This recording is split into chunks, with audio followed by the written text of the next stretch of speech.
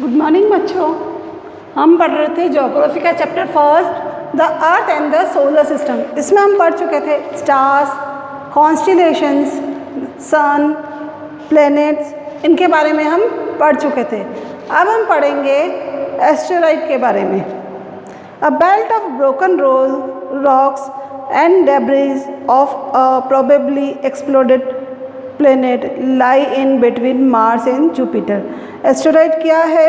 Asteroid है planet का part है जो कि एक विस्फोट से जो है छोटे छोटे टुकड़ों में बढ़ गया और उसकी एक बेल्ट बन गई। ये कहाँ पर? मार्स और जुपिटर के बीच में स्थित है। These relatively small rocky bodies are called asteroid. ये जो स्मॉल रॉकी जो है ये जो है ये एस्टेरॉइड कहलाती है। They vary in size and the largest asteroid is Ceres having an approximately diameters of 700 kilometres. ये जो है साइज़ में अलग अलग साइज़ के होते हैं और सबसे ज़्यादा सबसे बड़ा जो एस्टेरॉइड है वो है केयर्स, जो कि जिसकी कि लगभग कितना डायमीटर है? 700 किलोमीटर उसका डायमीटर है। Meteors you must have often seen bright streaks of light flashing in the night sky as a few moments. आपने रात में देखा होगा कुछ समय के लिए जो है कुछ चीज़ जो है वो चमकते हुए देखा होगा। We call this shooting star, इसे हम शूटिंग स्टार्स कहते हैं। But these are in fact broken piece and separated from asteroid and these rocks enter earth's atmosphere at great speed. ये जो है ये क्या है? इन्हें हम शूटिंग स्टार्स कहते हैं। बट पर ये स्टार्स नहीं है, ये क्या है? एस्टेरॉइड के जो टुकड़े टूट के जो अलग हुए हैं वो हैं जो कि हाई स्पीड से अर्थ के एटमॉस्फेयर में एंटर होते हैं। Due to friction with atmospheric dust and gases most of this rocks burn out complete. अब एटमॉस्फेयर में एंटर होते हैं तो एटमॉस्फेयर से फ्रिक्शन से एटमॉस्फेरिक फ्रिक्शन से जो है एटमॉस्फेयर में होने वाले डस्ट और गैसेस से मिलने के बाद में ये अधिकतर जो है वो जल जाते हैं। These are called meteors. ये जो है वो क्या कहलाते हैं? मेटेरियोस कहलाते हैं। However some large material do not burn up completely and the remaining part strike the earth surface making craters. अब इसमें से जो है कुछ जो टुकड़े होते हैं, जो बड़े टुकड़े जो मटेरियल्स के होते हैं वो जो है पूरी तरह से नहीं जल पाते और फिर ये जो है अर्थ से टकराते हैं और वहाँ जो है बड़े बड़े गड्ढे हो जाते हैं। This part of materials that hit the earth are called meteoroids. ये जो पार्ट जो मेटेरियल्स के जो अर्थ को हीट करते हैं, जो टच करते हैं, उनको मेटेरॉइड्स कहते हैं। The largest one of these hit the earth is in the state of Arizona. जो लार्जेस्ट जो अर्थ में जो सबसे लार्जेस्ट हिट हुआ है वो कहाँ हुआ है? यूनाइटेड स्टेट ऑफ अमेरिका में एरिजोना में हुआ है। The crater created in 1200 meters across and 170 deep. इसमें जो गड्ढा बना वो कितना? 1200 मीटर्स का बड़ा और 170 मीटर्स जो है वो डीप बना। अब हम पढ़ेंगे आगे comet. Comet are ball of dust, ice particles and frozen gases that revolve around the sun. Comet क्या है?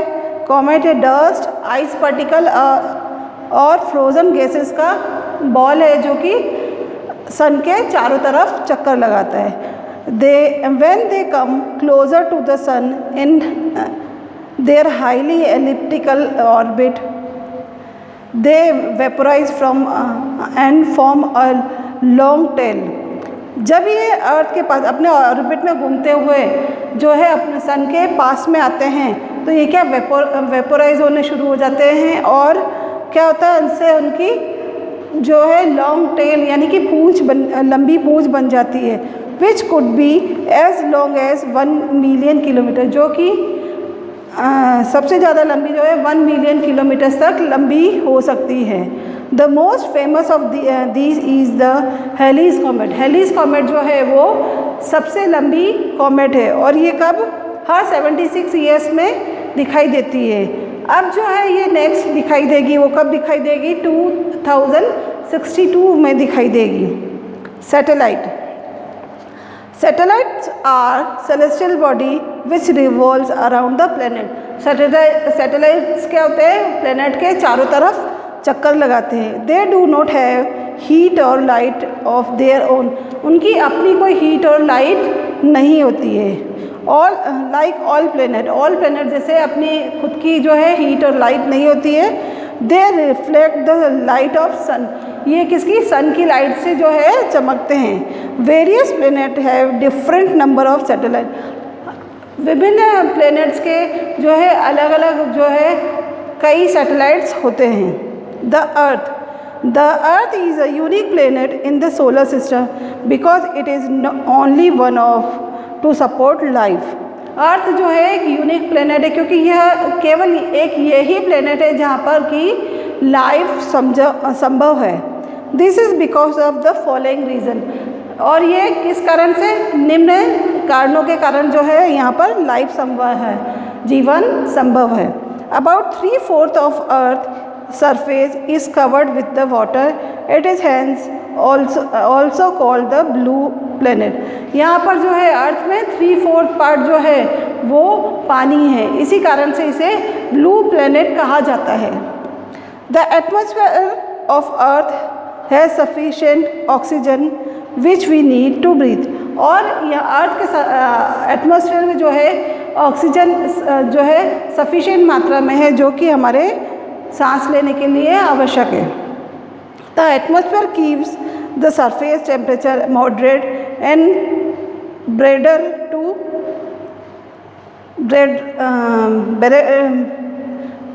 बेरेबल to all life form of अर्थ।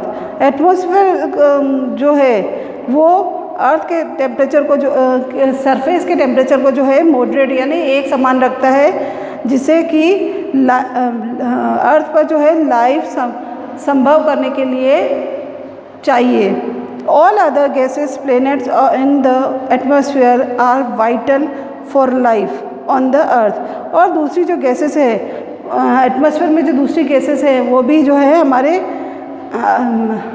हमारे लाइफ के लिए आवश्यक है। For example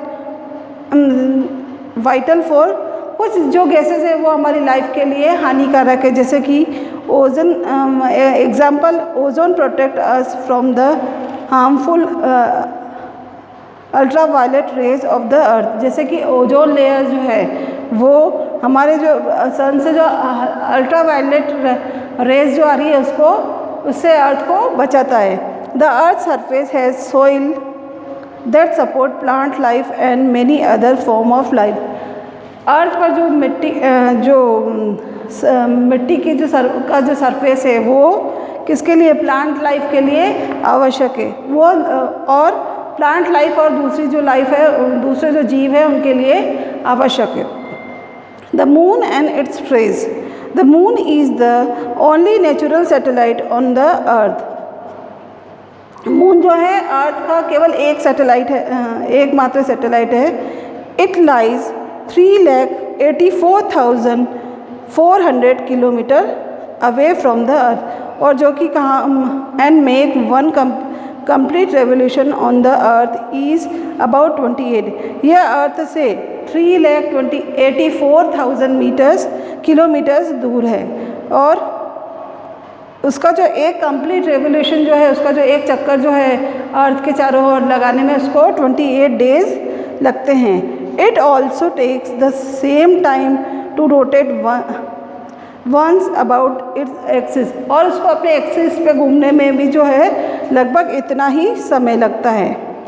this is why we always see the sun same side of the moon and never get to see its other of dark side। इसी कारण से जो है हम उसके एक ही साइड देख सकते हैं, जबकि हम उसकी दूसरी साइड नहीं देख सकते जो कि डार्क साइड है।